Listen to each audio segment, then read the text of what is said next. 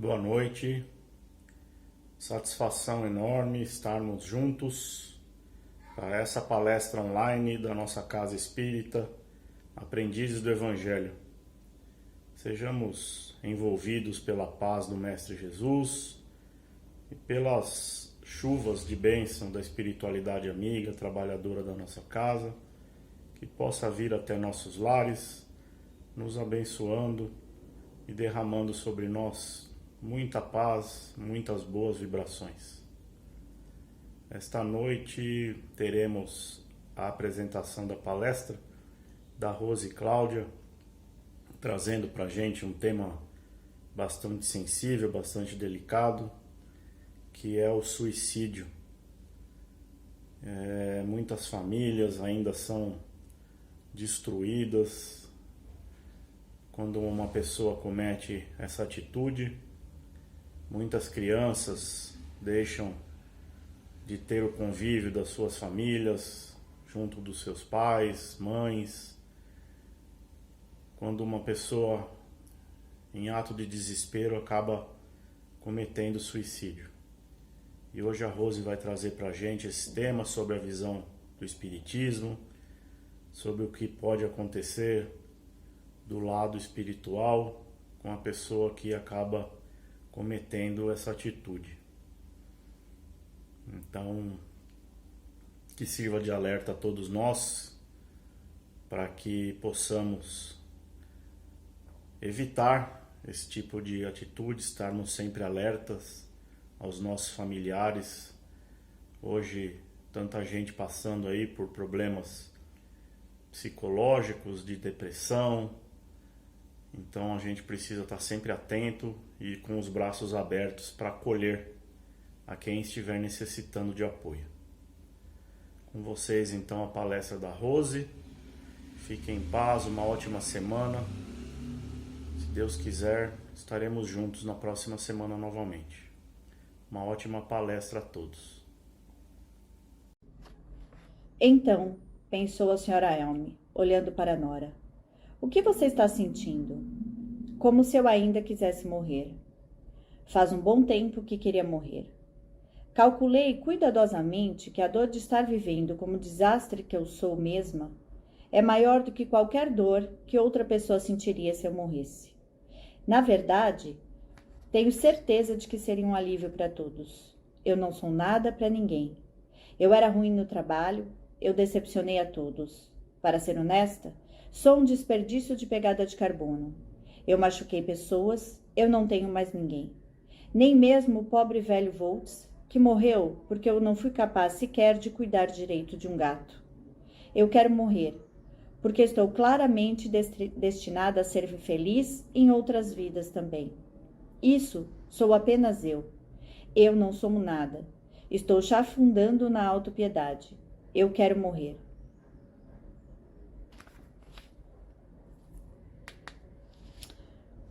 Boa noite a todos. É um prazer estar aqui com vocês para mais um momento de reflexão. E quem de nós não encontrou, se não passou por um momento de absoluta desesperança, de entender que sim, a morte ia ser a solução, de ter um sentimento de não querer acordar mais, de que se eu dormisse para sempre ia ser bom, eu não ia mais sentir isso, e outros tantos sentimentos e emoções que tiram a alegria de viver, que tiram a fé na vida e que nos fazem refletir sobre o autoextermínio. Bem-vindos ao tema dessa noite. Nós vamos falar de suicídio. Muitas pessoas, recentemente, especialmente, foram inundadas por sentimentos de desesperança e desamparo. Um sentido de que não tem utilidade para nada, tudo que faz não serviria para nada, que não faz diferença na vida de outras pessoas, que o que faz ou pensa não vai ser útil para ninguém, que causa ou que é um estorvo na vida das pessoas e, portanto, se sumir, vai, na verdade, apresentar uma solução para essas pessoas. E isso tudo, ela faz parte da nossa natureza em alguns momentos de maior dificuldade, mas se a gente pensar, nem todo mundo que já passou por esse momento de desesperança e desamparo cometeu suicídio. 90% dos casos de suicídio estão diretamente associados a transtornos mentais. Os transtornos de humor são campeões, cerca de 35%, que tem a ver com a depressão, com o transtorno bipolar. E os outros 25% estão fortemente associados ao abuso de álcool e uso de outras substâncias psicoativas. No Brasil, morre-se por suicídio uma pessoa a cada 45 minutos. E o que chama atenção é que essas mortes são evitáveis. É possível a gente defender a vida.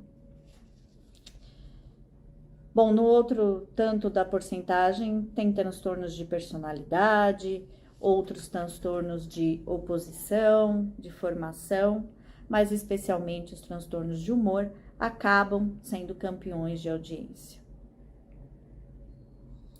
Os fatores de risco para o suicídio estão especialmente, em ser portador de uma doença mental, em geral não tratada, morar sozinho, ser usuário e abusar do uso de álcool e outras substâncias psicoativas, por razões óbvias, A gente sabe que substâncias psicoativas, elas diminuem o nosso freio, o nosso filtro, Uma pessoa alcoolizada, ela é mais felizinha, ela é mais corajosa, ela é mais simpática, e isso acontece para todos os nossos demais impulsos, inclusive o impulso de acabar com a própria vida. Morar só, como eu disse, ter dores crônicas, então ser portador de dor crônica ou uma doença crônica ao longo da vida. Tem algumas razões culturais, tem tribos indígenas em que se pratica o suicídio, algumas questões, especialmente nos países do Oriente, em que as pessoas se suicidam por realmente achar que não são produtivas dentro das suas famílias, dentro das suas capacidades. No Brasil, a nossa realidade é que o grupo de risco está entre os 15 anos e 29 anos, o que é grave, porque é uma população jovem. Mas é sabido que ele acontece em todas as faixas etárias. Uma outra informação importante é que muitas vezes quem tenta mais suicídio são as mulheres e quem efetiva mais o suicídio são os homens, porque em geral eles usam formas mais letais de atentarem contra a própria vida e que dificultam o socorro imediato. Bom, o importante dizer é que o suicídio não é uma doença em si, ele é um sintoma de outras questões, As causas do suicídio são consideradas multifatoriais, portanto, elas não são encerradas em uma apenas. Então, não é todo mundo que tem depressão que vai cometer suicídio, não é todo mundo que sofre de dor crônica que vai cometer suicídio. Quando a gente vai falar da nossa biologia, da nossa fisiologia, é importante lembrar que todos nós somos portadores de marcadores genéticos. Então, é uma marquinha ali que no nosso corpo físico está no nosso DNA e que é proveniente das nossas vidas passadas, especialmente aquelas ligadas por fatores consanguíneos. Então, é sabido, sim, que pessoas que tiveram na família casos de suicídio têm mais risco de cometer suicídio na sua vivência, na sua vida. Não é uma relação direta, de novo, então não é porque meu avô, meu bisavô cometeu suicídio que eu vou cometer suicídio, porém, é importante pensar que é um grande lugar de observação no consultório médico. Então, uma das perguntas que se faz quando o paciente indica que tem ideação suicida é se alguém na sua família já se suicidou, pelo menos daquele que a gente pode saber. Bom, temos então o marcador genético e temos o ambiente. Quem vai modular o nosso comportamento, como em tudo na nossa formação enquanto indivíduo, é o ambiente, é o contexto. São as situações de vida às quais eu sou expostas e as formas como eu recebo afeto que vão fazer de mim um sério candidato a sofrer, primeiro, dos transtornos mentais e, segundo, de vir a cometer um ato contra a minha vida. Então, é importante ressaltar que eu tenho um marcador genético. Se o ambiente, se as situações de vida não forem hostis ou agressivas comigo, pode ser que eu passe pela minha vida sem nunca ter um momento de depressão enquanto transtorno e sequer pensar em dar cabo da minha vida. Porém, se a gente somar o marcador genético com as questões ambientais, então eu vim de um lar agressivo, eu vim de um lar negligente, eu apanhei muito da vida pelas circunstâncias que já são conhecidas, é possível que o meu limiar à dor, à frustração, ao sofrimento seja menor e, portanto, eu seja acometida de um transtorno mental e aí possa pensar em suicídio. Há pessoas que não sofrem de transtorno mental e cometem suicídio? Sim. E aí a gente tem as pressões sociais, né? Perdas de status, a questão cultural de que eu preciso dar conta da minha família, que eu sou o arrimo da minha família, o sustento da minha família, perdas de pessoas, então lutos importantes, também são fatores que levam muitas vezes a cometer suicídio ou ao tentar contra a própria vida. Tudo bem? Bom, falávamos então das questões sociais que agravam e que são muitas vezes gatilhos funcionais, né, da instalação de uma doença mental ou do agravamento dessa doença mental e que leva aos pensamentos ou, como é conhecido na área médica, a ideia suicida. Minorias são um grande número de pessoas que cometem suicídio. Minoria social, pretos, a população LGBTQIA+, mulheres, cuja pressão social é maior, crianças que sofrem sistematicamente bullying, sem serem, né, defendidas ou cuidadas a tempo. Então, tudo isso faz parte desses fatores de risco que levam a pelo menos a gente ter um olhar especial para aqueles que passaram por essas questões ou por essas situações. Sabemos que no Espiritismo o suicídio é um grave atentado contra a vida, né? É uma grave falta diante de Deus, que nos dotou da centelha divina, do fluido cósmico universal, e que é o mantenedor da nossa vida aqui na Terra, do jeito que a gente entende. Para o Espiritismo, o suicídio é uma grande ilusão da matéria, uma vez que o indivíduo busca, ao exterminar com a vida, cessar a dor. E se nós entendemos que a vida, ela é infinita, né? Que somos seres imortais, e que apesar do corpo físico morrer, nós continuamos na vida eterna, ela está sendo uma tentativa ilusória de acabar com esse sofrimento. Muitas vezes, a ideia, né, da falta, então, quem comete suicídio, no Espiritismo a gente já sabe, vai ficar sofrendo no umbral, acaba sendo uma moeda de troca, fazendo com que a gente, por temer estar no umbral ou nas esferas menos iluminadas da espiritualidade, sentir, diante da possibilidade de suicídio, maior culpa e aumenta o sofrimento daquele ser. Também sabemos que as casas espíritas, que são lugares de acolhimento e aceitação, muitas vezes acabam funcionando também como lugar de buscar pessoas que estejam mais em consonância com a doutrina, né? Nós, enquanto espíritas, ingenuamente esperamos que os espíritas sejam mais próximos da perfeição, que tenhamos uma vida retida, né? Que tenhamos comportamentos perfeitos, e muitas vezes isso acaba sendo um dilatador de sofrimento, uma vez que nós não estamos nesse estágio evolutivo. Nós não estamos perto da perfeição. Nós temos pequenas conquistas na nossa evolução. Então é preciso cuidado na tratativa. Sabemos que é uma falta grave, mas também sabemos que socialmente é uma falta grave. Não é esperado que alguém extermine a própria vida por dificuldade de lidar com ela. Eu, enquanto mãe, não espero que meu filho faça uma coisa dessa. E não consigo imaginar a dor dilacerante de um coração que perde um ente querido, porque simplesmente ele perdeu a esperança e a fé nas suas próprias possibilidades de lidar com as dificuldades.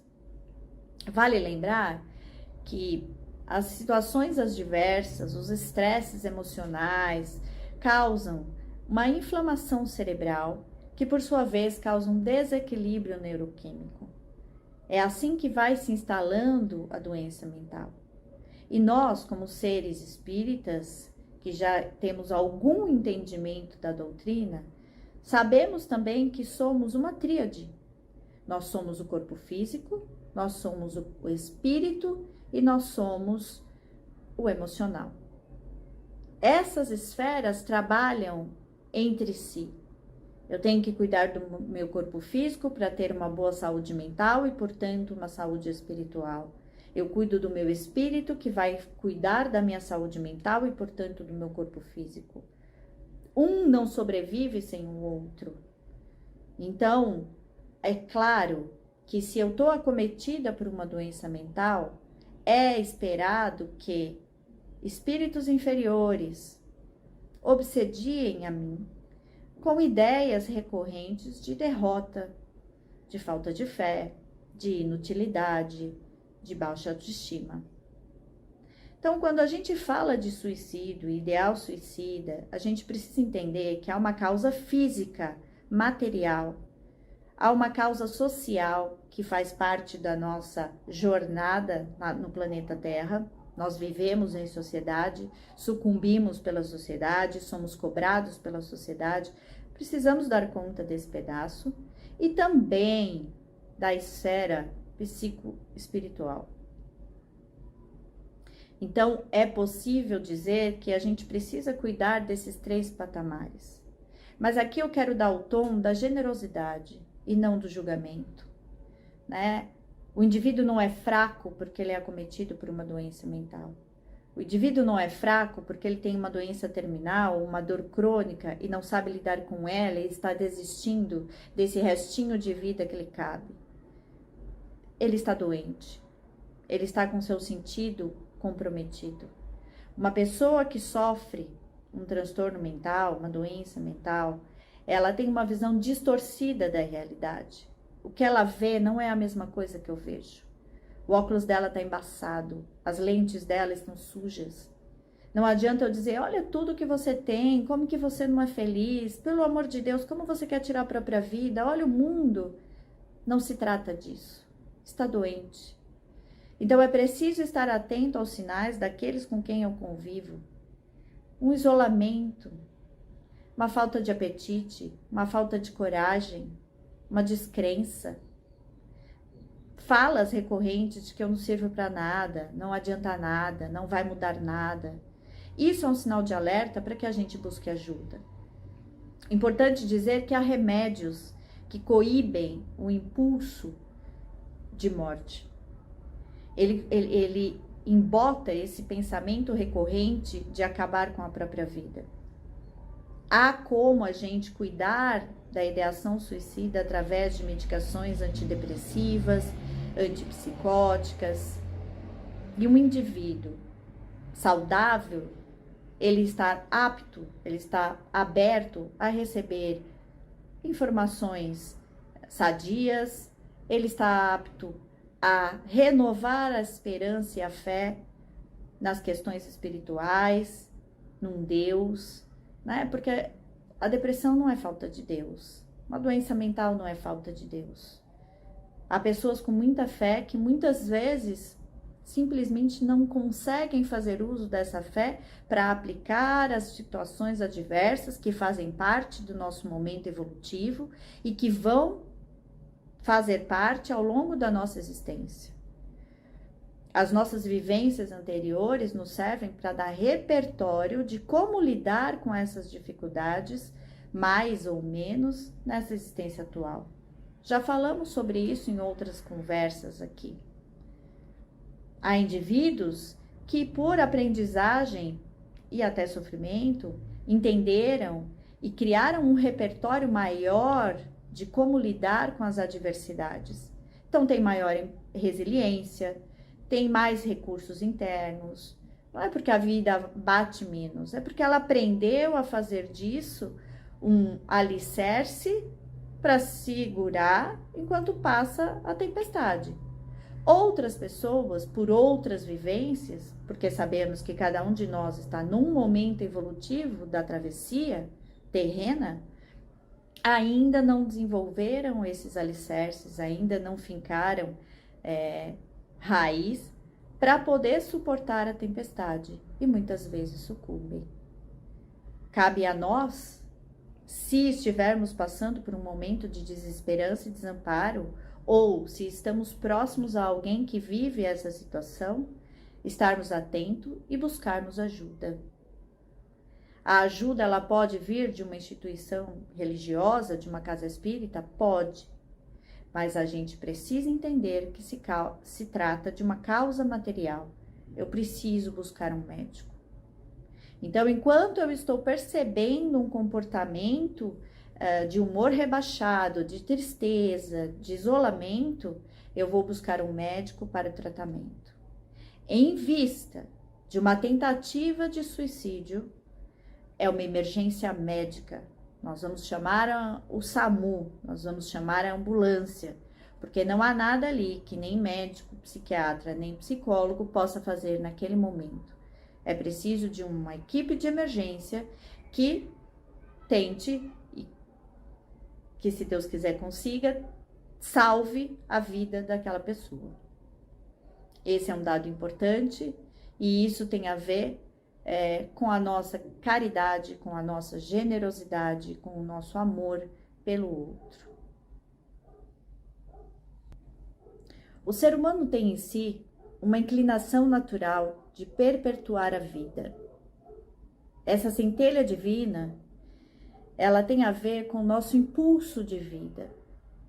Então, o tempo todo que ideias que contrariam a perpetuação da vida invadem o meu pensamento, eu tenho forças atuando positivamente pela pulsão de vida.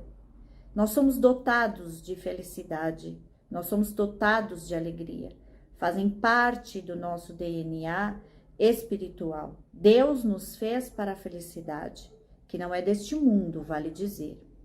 Então, a morte como solução para todas as dores é uma morte ilusória. Se a gente entender que a vida é eterna e que eu tenho compromissos a cumprir, que não são fáceis e que não vale também só o pensamento positivo. Se eu considero que aquele indivíduo está doente mentalmente, ele está com uma inflamação cerebral, ele está com uma visão distorcida da realidade, não adianta eu ficar fazendo frases de efeito, frases motivacionais, Deus te ama e eu também, vamos lá, olha que dia lindo, vamos viver a vida, porque ele não é isso que ele está vendo e tampouco sentindo. Eu vou ler um trecho do Evangelho que diz assim: ora, se encarando as coisas deste mundo de maneira porque o Espiritismo faz que ele as considerem, o homem recebe com indiferença, mesmo com alegria, os reveses e as decepções que o haveram desesperado noutras circunstâncias, evidente se torna que essa força, que o coloca acima dos acontecimentos, lhe preserva os abalos da razão, os quais, se não fora isso, o conturbariam. Então, se eu entender que a alegria faz parte de mim, e se eu tiver sã o suficiente para lidar com isso, as coisas vão se tornar mais tranquilas. Isso significa que a alegria não é a ausência de problemas ou a certeza de que todos os meus sonhos serão realizados. Não significa que a ausência de frustração e que tudo que eu quero vai acontecer. A alegria, ela reproduz uma fé. Ela reproduz a certeza de que tudo está onde tinha que estar. Nós não seremos poupados das adversidades da vida, que é pertinente a este momento evolutivo. Desistir da vida material é apenas adiar os compromissos com os quais nós nos comprometemos ao longo da existência. Alegria não é ausência de dor, e o nosso lado sombrio, ele faz parte da gente como fruto de tudo que nós vivemos ao longo da nossa existência. Para lembrar exatamente de quais foram os nossos buracos, por onde passamos, o que tivemos que experimentar. Então, ao falar de suicídio e da ideação suicida, que é o pensamento de autoextermínio, seja em mim por mim mesma, porque estou pensando nisso, estou cansada da minha caminhada, estou exausta nesse momento, seja por alguém que está perto e próximo de mim, por uma família em aflição, porque não é fácil lidar com alguém que tenha um transtorno de humor, que tenha um transtorno mental, né? Nós temos que cuidar daquele indivíduo que muitas vezes é um adulto.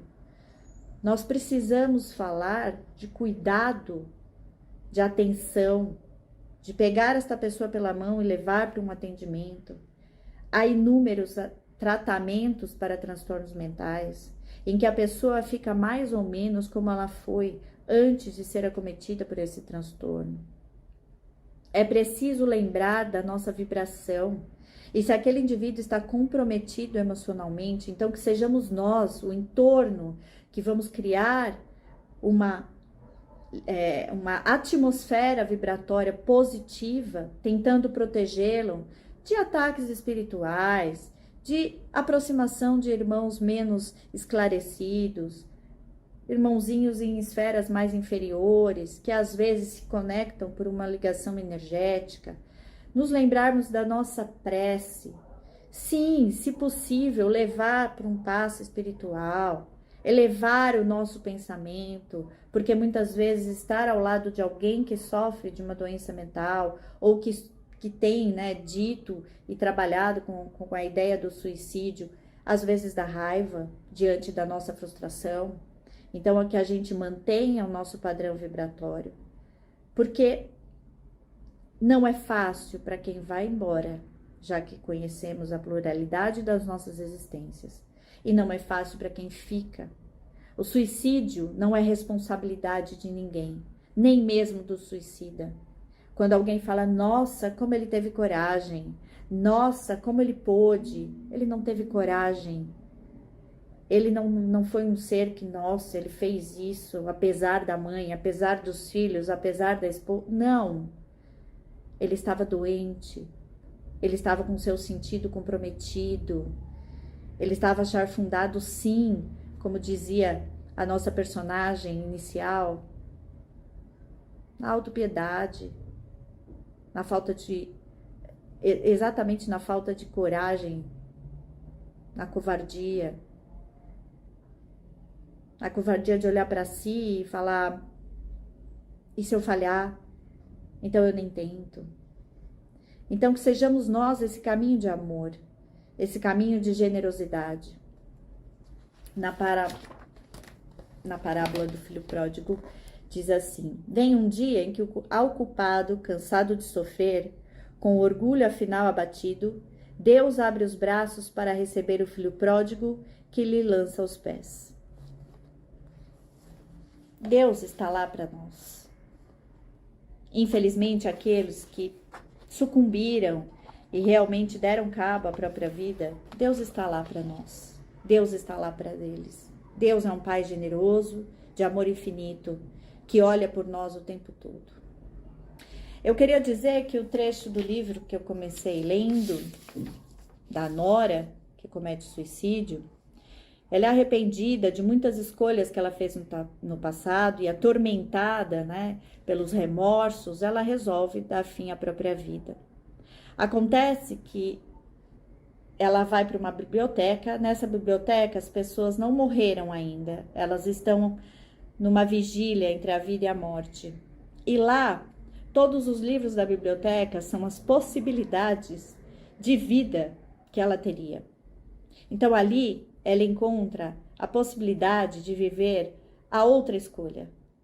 Então ela pode viver todas as possibilidades de vida que um dia ela pensou. As escolhas que não fizemos, as escolhas que adiamos, as escolhas que fizemos e julgamos hoje estar erradas, comprometidas, enfim. Ela dá a possibilidade para Nora de ver todo mundo de possibilidade, apesar de, naquele momento em que ela resolve acabar com a própria vida, ela ter certeza absoluta de que nada mais reserva, de que ela vai sempre ser infeliz em qualquer vida que ela escolha. E isso não é verdade. Então, que a gente possa ficar com essa possibilidade do vir a ser. Porque quem pensa em suicídio, quem comete suicídio, perdeu essa centelha de esperança. Ela acha que não tem nada para vir a ser. Ela só enxerga um campo árido, seco, sem vida. Então, que nós possamos ser um pouquinho na vida das pessoas essa celebração, né? Porque, infelizmente, diferente do livro, que se chama Biblioteca da Meia-Noite, está sendo lançado no Brasil agora, dia 12, é um livro bastante interessante, apesar de falar de suicídio, da gente poder devolver para essas pessoas um pouquinho de esperança, na medida em que elas possam ser acolhidas, que elas possam ser abraçadas, que elas possam ser cuidadas e, de uma maneira mais sadia, olhar para essa possibilidade de findar a vida como uma possibilidade ou remota ou extinta, e começar de novo a aquecer o coração, os sentimentos, para outras possibilidades, né? Possibilidades maiores, possibilidades mais felizes, possibilidades mais amparadas, sabendo que, além da ilusão da morte, também é uma ilusão achar que a gente não tem sentido, achar que somos inúteis, encontrar um propósito para a nossa vida e que possamos ser nós os mensageiros disso. Eu queria fechar com um trecho da música Amarelo, do Belchior, que foi depois caçado pelo Emicida, que fala: presentemente eu posso me considerar um sujeito de sorte, porque apesar de muito moço, me sinto são e forte. E tenho comigo pensado, Deus é brasileiro e anda do meu lado, e assim já não posso sofrer no ano passado. Tenho sangrado demais, tenho chorado pra cachorro. Ano passado eu morri, mas esse ano eu não morro. Que nesse clima de bastante emoção, de bastante envolvimento, de pensamentos de amor, de fé, de esperança, de utilidade, nossas melhores vibrações sejam direcionadas ao plano espiritual, para que ali sejam distribuídas a todos os nossos irmãos encarnados e desencarnados em situações de desespero, para aqueles que nesse momento tão desamparados que estão, pensam em dar fim à própria existência, que eles sejam inundados de fé e esperança, que eles sejam amparados pela espiritualidade maior e que a centelha divina reluza dentro deles para mais um suspiro, para mais uma respiração que pode fazer toda a diferença. Que Deus, nosso Pai, nos acompanhe ao longo da semana e que esteja conosco, hoje e sempre, mais uma vez. Que assim seja.